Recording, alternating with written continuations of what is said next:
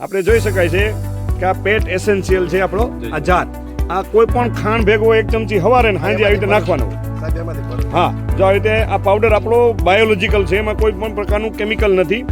આ ખાંડ ભેગું આપવાથી તમે જો ગાયું ખાય છે. આજે ઘણાને પ્રશ્ન હોય કે આની સ્મેલ ન ગમે તો, પણ આની તમે જોઈ શકો છો આ પશુ ખાય છે, બરાબર, ચાટી જાય છે, કારણ કે એમાં કોઈ એવા વાસ આવે એવા તત્વ નથી. આપણે જો લાઈવ જોવો આવી રીતે આપણું 100 ml નું માપ કરીને આપણું જે લિક્વિડ છે, કારણ કે એ ફર્સ્ટ ટાઈમ ઇન ભારત છે. હા, એટલે 100 ml સવારે અને 100 ml સાંજે આપવાથી પશુને નાની મોટી કોઈ બીમારી ન આવે. સામાન્ય તાવ, શરદી, વાયરલ ઇન્ફેક્શન એકબીજાને લાગે નહીં. તો આવી રીતે જો મિક્સ કરીને પાણીમાં આપી શકાય, ખોળમાં નાખીને આપી શકાય, અને તમે જો આવી રીતે આપી શકાય. આ જો પાડેરું પાણીમાં નાખીને આપીએ છીએ તો આ પીએ છે. તો આવું લિક્વિડ કરીને આપી શકાય, જેનાથી એની રોગપ્રતિકારક શક્તિ વધે અને એની કીટોન બોડીની સફાઈ કરે, અંદર જે અશુદ્ધિ હોય એ દૂર કરે.